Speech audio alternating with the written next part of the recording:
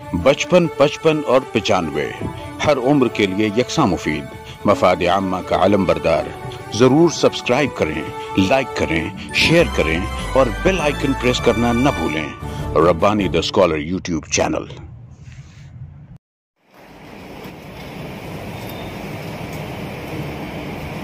मोहतरम सईद परवेज साहब ने अपनी कलम की जवाब में दी थी। यकीनन हम तमाम ही हाज़रीन बड़े महसूस थे। आइए इस मौके पर मैं चाहूंगा कि हमारे अपने साथी एजाज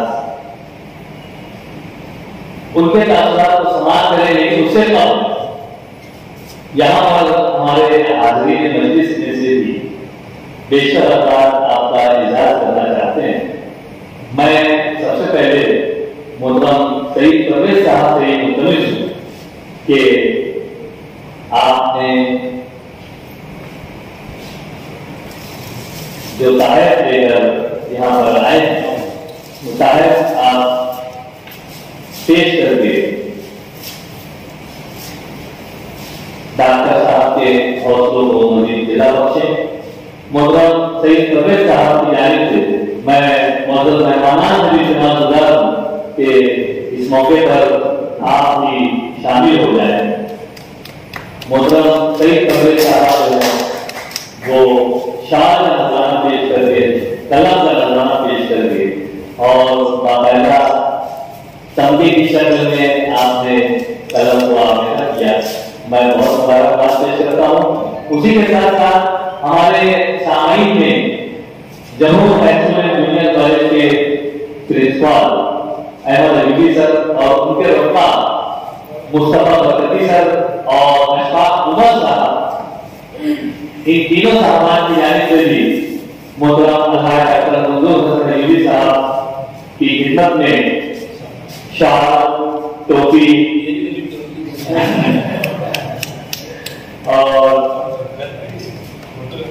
फूल का नजराना पेश करके आपके हौसलों को मजीद दिला रहे हैं। सईद परवेज साहब अपना हिम्मत साहब को मैं गुजारिश करता हूँ कि आप भी शामिल हो जाए और तमाम हाज़रीन की तरफ से भी आज के साहिब एजाज को मुबारकबाद पेश की जा रही है। आइए इस मौके पर हम समाप्त करते हैं साहिब एजाज के तासुरात। मैं बड़े इत्मीनान के साथ मदद करता हूँ और हमारे डॉक्टर मंजूर हसन अलीवी साहब।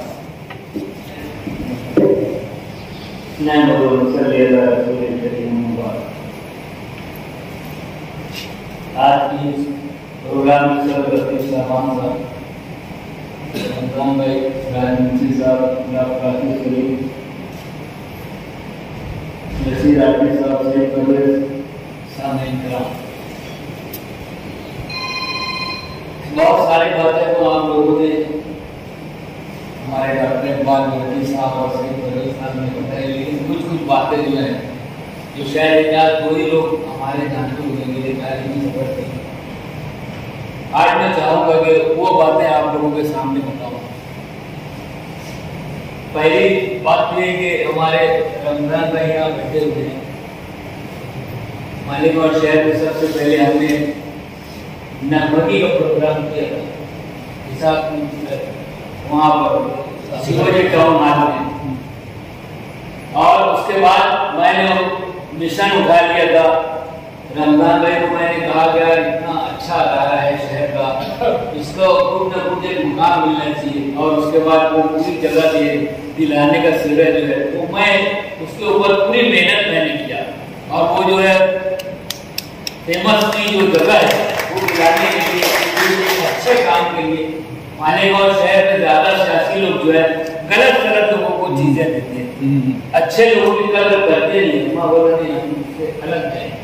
पहली बात। दूसरी बात, जब मेरे पास रिजवान रब्बानी है तो मैं एक ही बात उनको बोला, मैं बोले अपना इतना अच्छा अदारा है, नसीहत है, इनका भी अपना कोई मुकाम नहीं है, इनका भी अपनी कोई जगह नहीं है।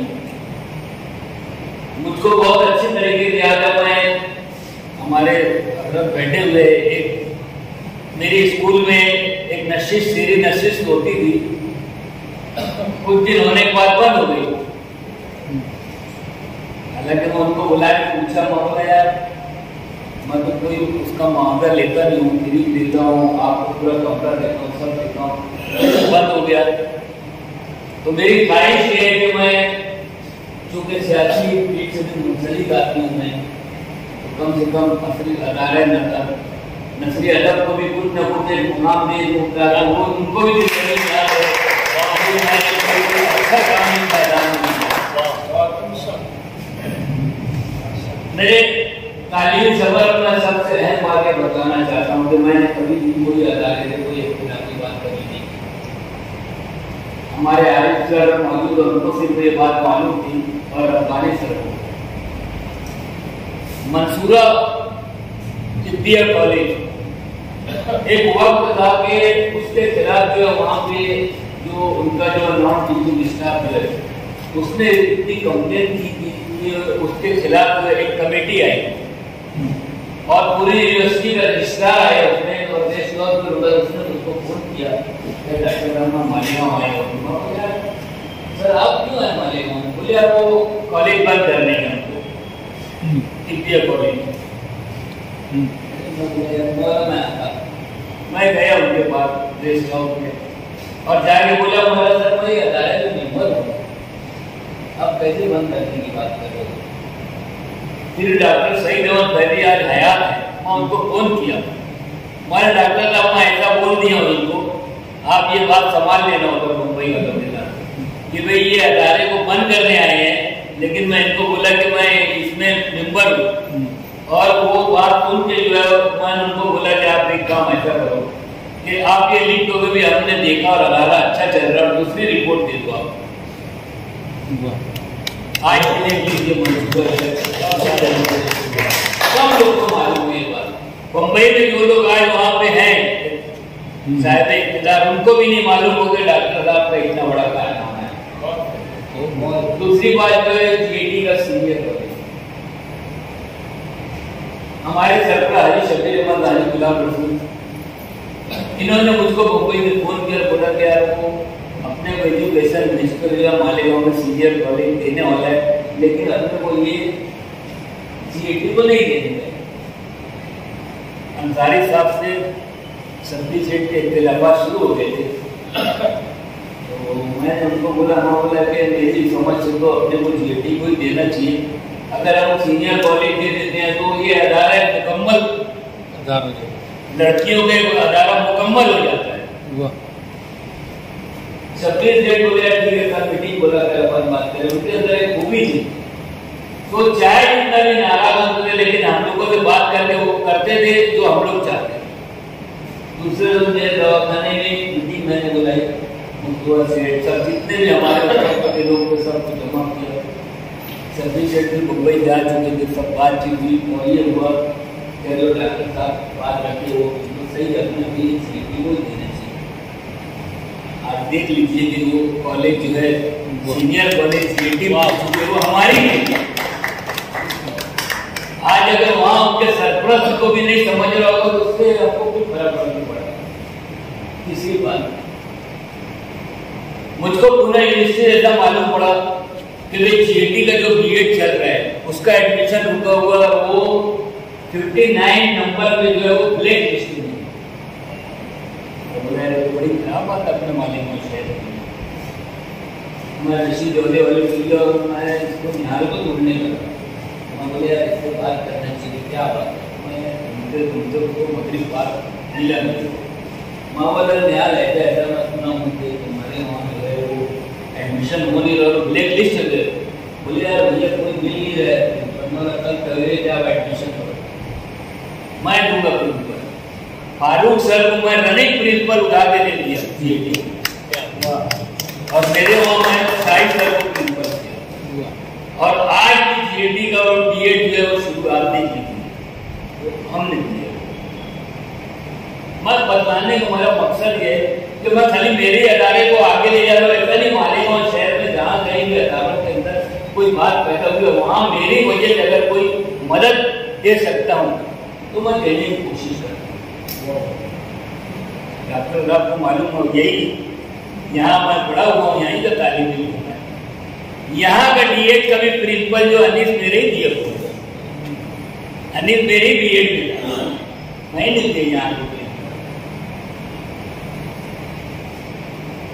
मालेगांव शहर के 50 कैरियर मास्टर, मैं समझता हूँ मालेगांव की तारीख में कोई इतना बड़ा काम नहीं करेगा।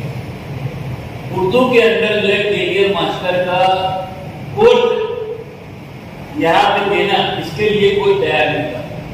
मैं भाषा सर को लिया, हमारे फोरम के लोगों को लिया, मैं बोला इसमें अपने को मेहनत करना। नासिक बात कह रहे, बोले यार उर्दू का तो हमारे पास कुछ नहीं है, हम सब करेंगे, उसका पूरा खर्चा हम करेंगे, एक एक चीज हम करेंगे, आप परमिशन दो। नासिक से परमिशन लाया, पूना गया, पूना ने परमिशन लाया, बंबई गया, बंबई में मंत्रालय ने परमिशन लाया। लाने के बाद मेरे वहां ट्रेनिंग किया, 50 कैरियर मास्टर आज के हमारे वहां से 50 कैरियर मास्टर, मामूली बात नहीं। होता ऐसा है कि जब ये कोई कामयाबी मिलती है तो 70% लोगों को पेट में दर्द होने लगता है मालेगांव शहर में, 30% लोगों को अच्छा लगता है कि डॉक्टर का बहुत बड़ा काम। 50 कैरियर मास्टर आज पूरे हिंदुस्तान को अपने डॉक्टर साहब ने बीएड की बात नहीं, मैं आपको एमएड की बात बताता हूँ। हमारे वहाँ एमएड मिलता नहीं था, और यूनिवर्सिटी के नॉर्म के हिसाब से बहुत सारे कोर्सेज में ऐसा था कि बगैर एमएड के वो अप्रूवल नहीं मिलता था। एमएड जब से हमने शुरू किया, हर जगह एमएड हमारे बच्चे, और हम आज भी एमएड दे रहे लोगों को। आज ऐसा हो गया हालात कि हम जो है लोगों को एमएड दे रहे हैं, हमारे पास एमएड जो है एक्स्ट्रा है, अब हमारे पास शॉर्टेज नहीं है। कल तक हमको मिलता नहीं था, कल हमको मिलता नहीं था, कल हमको एमएड नहीं मिलता, तो हमको इधर उधर से जाके लगा।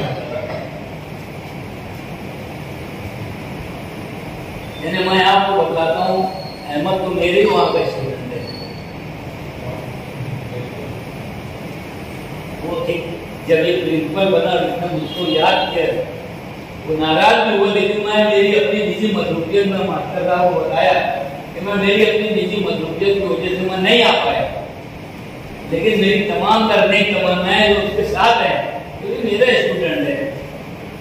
आज जो भी तरक्की कर रहा है अल्हम्दुलिल्लाह अपने बच्चों को उसके अंदर पाया है। तो मैं आपको ये बता रहा हूँ कि मालेगांव शहर के तालीमी माहौल में आपको, मुझको, सबको मेहनत करने की जरूरत है।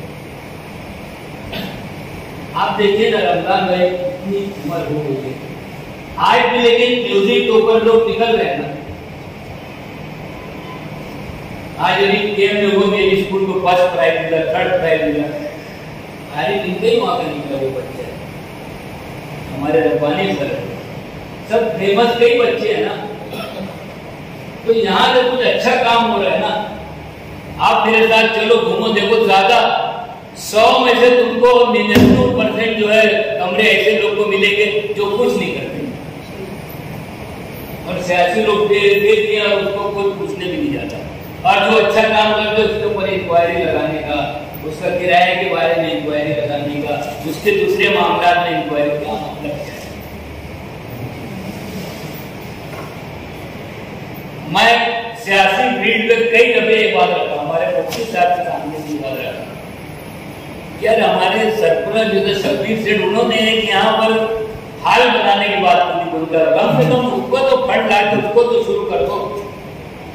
जो अपने शहर में टैलेंटेड लोग हैं, जिनको कोई प्लेटफॉर्म नहीं है, जिनको कहीं जगह नहीं है, कम से कम वहां से वो हासिल तो कर सकते हैं। ऑडिटोरियम सब बोलते हैं लोग फंड डालेगा, वो काम ही नहीं होता, काम हो ही नहीं रहे। तो आज वो ऐसे ही। और मैं जब कभी भी सियासी फील्ड में बात करता हूँ इलेक्शन टाइम, तो पहले मेरा मुद्दा यही रहता है कि उसको पूरा करने की बात करो। आप देखिए ना, अजीब अपने शहर के अजीब मामला है। जो लोग शहर में आए नहीं, जो लोगों ने शहर को देखा नहीं, आज उसका 2-2 करोड़ 3-3 करोड़ का हाल बनते तैयार है। जो असलाफ ने हमारी मेहनत की है, जो असलाफ की जिंदगी अपनी इसी में चली गई है, उनके नाम का कोई पूछने वाला नहीं हमारे शहर में। ऐसा चलेगा नहीं शहर के अंदर, ऐसा ही शहर के अंदर चलेगा नहीं। मालेगांव की सियासत जो चलती थी, मैं GAT कई सियासी तौर पे अंसारी दावत सेक्रेटरी तो मेरे एक मास्टर थे, यही दोनों के हाथ के नीचे ही मैं, लेकिन मैंने देखा कि उस टाइम पे जो है सियासत कैसे चलती थी कि भाई इस्लाम पूरे अगर किसी को कुछ करना है तो मुर्तवा के सीढ़ी वाले थे, नामी गिरामी लोग थे, वो बोलते थे इसको खड़ा कर दो, सुन के आ जाता था। किले में मालिक सेठ बोलते थे तो वो चुन के आ जाता था, रसूलपुरे में खालिक शिकारी बोलते थे तो चुन के आ जाता था। हमारे बेगबाग में शक्ति जेड़े तख्ते वाले उमर भैया करते, ये लोग बोलते, ऐसे सब नामी ग्रामी लोग थे ना, कहाँ है?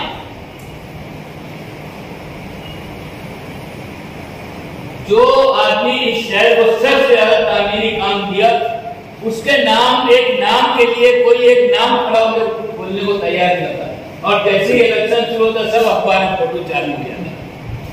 अब इतने बेवकूफ थोड़ी है लोग।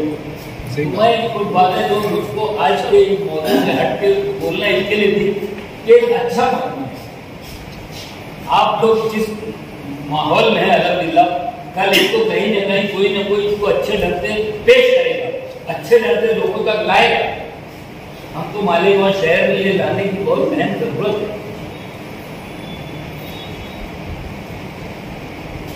आप देखिए इतना आप लोग मेहनत कर रहे हैं, 20 साल हो गए हैं, उसके बाद भी आपके पास क्या है? सर बोले मेरे को बड़ा सोच रहा था मैं, लेकिन ठंड के बगैर उसका एक अदारे को लेके 20 साल तक चलना बड़ी बात है। काबिल मुबारकबाद है आप तमाम को, आपने इतना बड़ा काम किया है। और हम तमाम लोगों को, हमारे रमजान भाई और हमारे रशीद आर्टिस्ट जैसे लोगों के लिए दुआ करना चाहिए कि अल्लाह ताला उम्र दराज दे। आज भी रशीद भाई को पेंटिंग मेरे पास रखी हुई है, आजादी में मुसलमानों का हिस्सा। मैंने इतनी बड़ी अलमारी बनाई है, उसके अंदर पेंटिंग रखी है।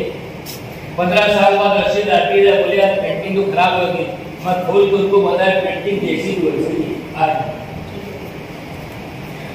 फिर मैंने बीच में ऐलान किया उनके जो एक मजमुआ है पेंटिंग, उसको मैं किताब में और दे रहा हूँ मैं।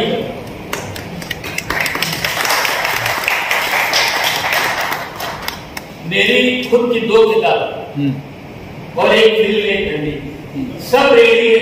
सईद परवेज साहब को शायद मालूम है, और रशीद आर्टिस्ट साहब को इसके मालूम है, उसका टाइटल तो इन्होंने बनाया। तो लेकिन मैंने अंधेरा उसका अभी तक नहीं किया, क्योंकि मैं जो हालात देखता हूँ तकलीफ होती है कि एक आदमी इतनी मेहनत करता है, इतनी मेहनत करके किताब करता है, उसका अच्छे से अच्छे रंग अच्छा होता है, 10 लोग खरीदने को तैयार नहीं, और वो किताब ऐसे ही घूम गया। क्या मतलब है? खैर हम तो अपना शाया निशान जैसा हमारा मिजाज है, हम वैसे अपना प्रोग्राम करेंगे, अपना काम करेंगे, लेकिन उसके ऊपर भी तवज्जो देने की हमको जरूरत है ना। एक तो वक्त ऐसा आया था कि मैं नाराज होकर जो मालिवा एकेडमी बना दिया था, जैसे कि महाराष्ट्र उर्दू एकेडमी है वैसे मालिवा उर्दू एकेडमी बनाया था, और उसमें डॉक्टर मरहूम इलियास सिद्दीकी साहब ये लोगों को निम्बर करके दिया था, रशीद भाई को मालूम होगा। और उसमें मैंने कहा था कि मैं पैसा दूंगा 2000-3000 रुपये महाराष्ट्र उर्दू एकेडमी देती है। कितना अपने कितना परेशान करती है, जिसको कुछ समझते हैं उसको बैठा देते हैं, और जो सही लोग रहते हैं उनको किनारे कर देते हैं। क्या मतलब है? ये तमाम बातें जो है ये बहुत जरूरी है, और ये रात तो अल्लाह ताला जो है वो सोचते रहते हैं। जब ये रिजाल्ट मुझको मिला, मैंने अपना बायोडाटा भेज दिया था, फिर मैं अपने निजी कुछ मामला थे उसमें लगा हुआ था, उसको कब आया, मुझको जब आया जब एहसास बहुत बड़ा एहसास अपने को आ गया। मुझको भी कुछ ऐसा अंदाज नहीं था। अल्लाह ताला का बहुत एहसान है। मैं आप तमाम लोग का बहुत मशहूर हूँ कि आप तमाम लोगों ने मुझे हौसला दिया, और इंशाअल्लाह अल्लाह ताला का हुक्म रहीम है, जितना ज़्यादा ताउन मुझसे हो सकेगा मैं जरूर ले जा रही हूँ। डॉक्टर साहब ने बात कही यहाँ पर, ये मैं उस ताल्लुक से थोड़ा सा मैं जानबूझकर अपने तालों को उस बात को रोक के रखा था कि अगर किसी की जबान पर ये बात नहीं है तो मैं फिर आते ही उस बात का आया डॉक्टर साहब ने आते मुद्दा जिक्र किया। 15 या 16 बरस पहले उसको याद है इसका में सबसे पहले मैंने डॉक्टर साहब के मुंह से ये बात सुनी थी कि हम किसी एकेडमी की तरफ क्यों देखते हैं, हम उनकी तरफ आस क्यों लगाते हैं, हम अपनी एकेडमी को तैयारी करें। और उन्होंने ये बात कही थी कि मैं तैयार हूँ अगर आप चाहते हैं कि शहर के शोरा और यहाँ के जानवरों की जिराई की जाए, उनको हौसला दिया जाए, तो मैं तैयार हूँ, आप कुछ लोग मेरा साथ दें। ये मैं समझता हूँ शहर की दानिश्वरी का सबसे बड़ा पहलू था। डॉक्टर साहब मैं बिल्कुल खुले दिल से बात कर रहा हूँ कि शहर की दानिश्वरी का पहलू था जिसने डॉक्टर साहब की इस बात को उस वक्त नहीं समझा और आज भी नहीं समझा। अगर ये शहर आज गहवारा अदब कहा जाता है, उर्दू का एक जजीरा कहा जाता है, और ये हम यहाँ कहते हैं इसका एहसास हमको है। लेकिन मैं अपने तजुर्बात बता रहा हूँ कि 2015 में पहली मरतबा मैं दिल्ली में तो कौमी काउंसिल के दफ्तर में बैठा हुआ था, वहाँ कई पूरे मुल्क से आए थे लोग। उस वक्त जब बात चली रतन सिंह जो बैनुल अक़वामी अफसाना निगार का 80 बरस की उनकी थी, वो हुए उन्होंने सवाल उठाया काउंसिल से, इर्तिजा करीम उस वक्त उसके काउंसिल के चेयरमैन थे। उन्होंने कहा कि इस वक्त मुल्क में कितने ऐसे इलाके हैं जहाँ पर उर्दू चलती है, तो इर्तिजा करीब तो नहीं बता सके, लेकिन उनके साथ में एक थे वो वहीं पर काम करते हैं बड़ौदा, वो सामने बैठे हुए थे। उन्होंने कहा कि रतन साहब फिलहाल उर्दू का सिनेरियो ये है कि सिर्फ महाराष्ट्र, कर्नाटक और बिहार तक के महसूस है। ये आप गौर कीजिए कि पूरे मुल्क के 29-30 रियासतों में से 3 रियासतों तक जबकि जमाना था पार्लियामेंट में जब वो वोटिंग होती है तो 50% हिंदी को 50%, यानी पूरा मुल्क उर्दू जानता था। और आज ये उर्दू दानिश्वरी की मैं समझता हूँ सबसे बड़ी पहलू है कि उसने गाहे बगाए इस किस्म की जो हौसला अफजा तहरीकात थी उसका साथ नहीं दिया। ये मैं अपने दिल से करता हूँ। डॉक्टर साहब को इस मामले में मैं समझता हूँ और इसका क्रेडिट भी उनको जाता है कि उन्होंने कम से कम इस शहर की जो सोच थी, जो फिक्र थी, उसे बुलंद होकर सोचा, एक मंसूबा रखा, एक तहरीक करना चाहिए। लेकिन अफसोस शहर जो है उन्हीं दूसरी तरफ हो गया। मैं इस चीज को रोक कर रखा था। हमारा नस्ली अदब का अदारा जो है वो इसी तलोदाम में है कि नस्ल के जरिए नस्ल जो है दानिश्वरी को राह देता है, और किसी न किसी सूरत से यहाँ पर जो पुख्ता दानिश्वरी की जो राहें हैं वो बेदार होते हैं। हम उसी जिद्दोजहद में लगे हुए हैं। दुआ कीजिए कि किसी वक्त इसके ऊपर भी रोशनी पड़े, ये भी रोशन शाहरा बनकर उभरे और मुल्क की बागडोर संभाले। हम अपनी नशिस्त का आगाज करें। मेहमान अगर डॉक्टर साहब बिल्कुल बहुत बहुत शुक्रिया डॉक्टर साहब, आप तशरीफ लाए।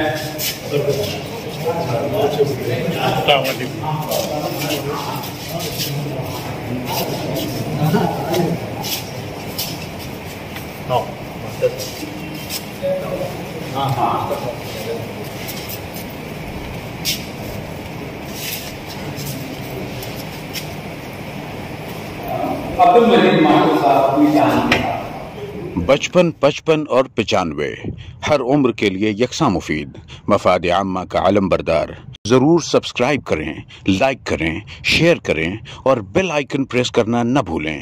Rabbani the scholar YouTube channel.